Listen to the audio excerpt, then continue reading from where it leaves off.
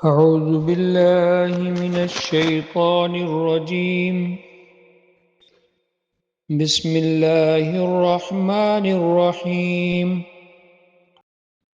ولن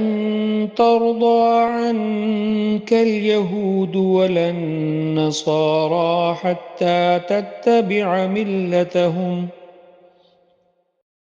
قل إن هدى الله هو الهدى وَلَئِنِ اتَّبَعْتَ أَهْوَاءَهُمْ بَعْدَ الَّذِي جَاءَكَ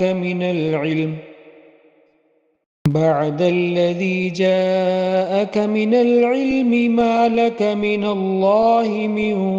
وَلِيٍّ وَلَا نَصِيرٍ.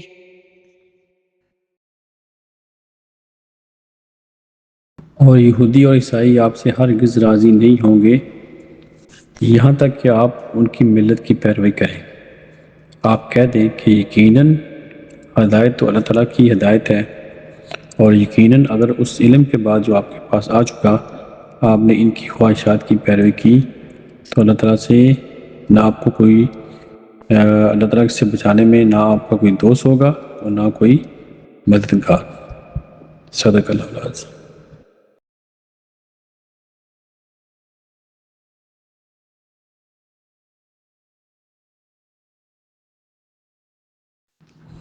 آج ہم سورہ بقرہ کی آیت نمبر 120 کی تلاوت کی، اس کا ترجمہ آپ نے سنا۔ اس سے پہلے ہم آیت نمبر 119 تک پہنچے تھے،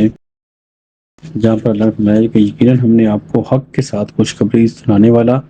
اور ڈرانے والا بنا کر بھیجا ہے، اور آپ سے اہل دوزخ کے بارے میں نہیں پوچھا جائے گا۔ تو آپ کا پیغام اور تمام نبیوں کا پیغام اور ان کا میسج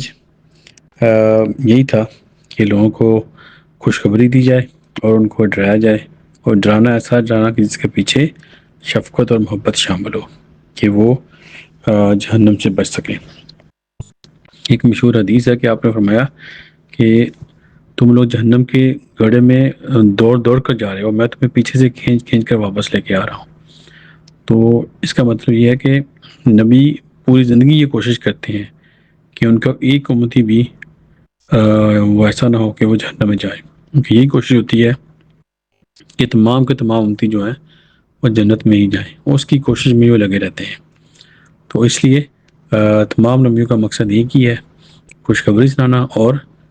ان کو برے اعمال کے جو رزلٹ ہیں اس سے ڈرانا۔ تو آج جو میں نے آیت پڑھی اس میں اللہ نے فرمایا کہ یہودی اور عیسائی آپ سے ہرگز راضی نہیں ہوں گے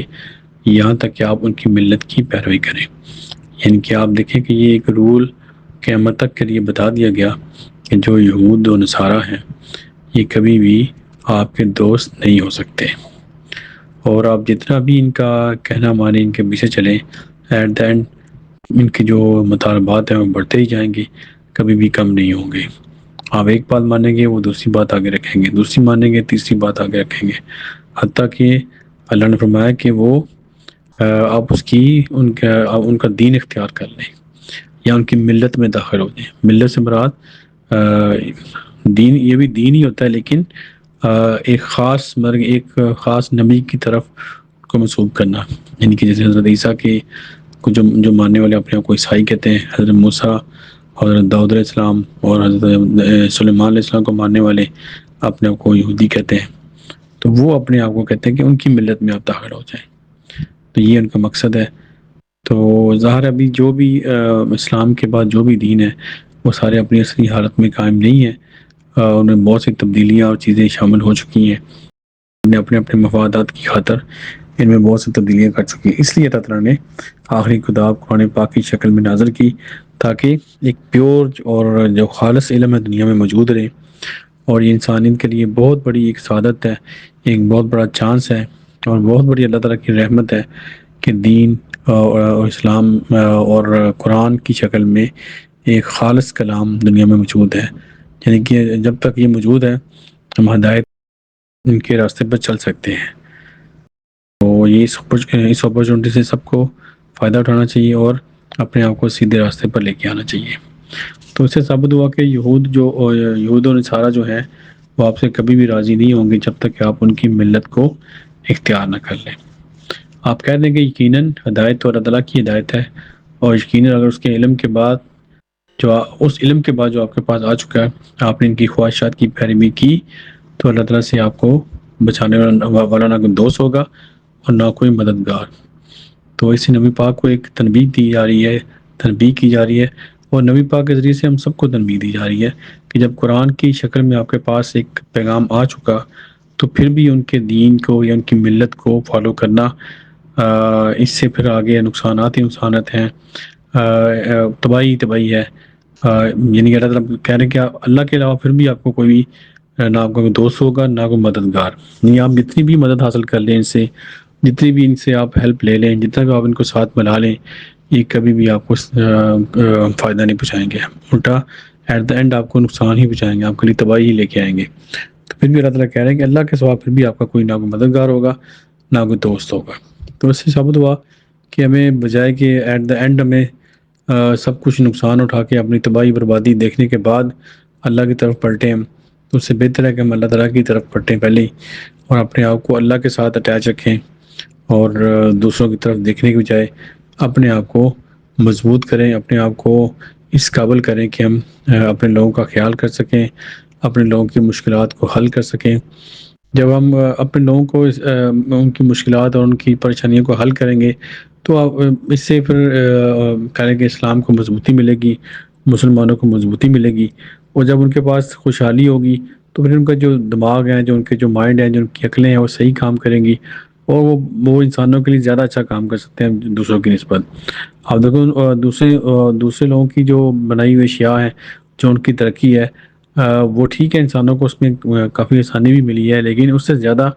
انسانوں کو تباہی جو ہے مل رہی ہے۔ آپ کوئی بھی ان کی ٹیکنالوجی دیکھ لیں، اس کا ایٹ دا اینڈ جو ہے وہ انسانوں کو نقصان ہی پہنچ رہا ہے۔ اے آئی دیکھ لیں، اس کا فائدہ بھی بہت ہے، لیکن اس کی وجہ سے بہت سے لوگ بے روزگار بھی ہو رہے ہیں۔ اور آپ دیکھیں جو سوشل میڈیا، جو انٹرنیٹ ہے، اس سے لوگ علم میں بہت اضافہ ہو رہا ہے، لیکن اس سے زیادہ لوگ خرابی کی طرف جا رہے ہیں، یعنی کہ اس کے زیادہ نقصانات ہیں۔ اور یہی چیز اگر مسلمانوں کے اندر آ جائے، مسلمان اور جو مومن لوگ ہیں، وہ کوئی ایسی چیز ڈیولپ کریں، ایسی ٹیکنالوجی ڈیولپ کرے جو کہ سراسر انسانوں کے فائدہ کے لیے ہو، تو پھر ظاہر اس کا کوئی مقابلہ نہیں کیا جا سکتا۔ سب کو کوشش کرنی چاہیے کہ اپنی اپنی دائرہ اختیار میں رہتے ہوئے انسانوں کی فلاح کے لیے کام کریں، انسانوں کی آسانی کے لیے کام کریں، ان کی مشکلات کو ہمیشہ دور کرتے رہیں۔ اللہ تعالیٰ ہم سب کو عمل کی توفیق دے۔ دعا کہ پوری دنیا میں جہاں کوئی بھی انسان پریشان ہے، اللہ تعالیٰ ان کی پریشانی دور کرے، جو بیمار ان کو شفا دے، اور جو اس دنیا سے فوت ہو چکے ہیں اللہ تعالیٰ ان کی مغفرت کرے۔ آمین۔ صدق اللہ العظیم۔ جزاک اللہ خیر۔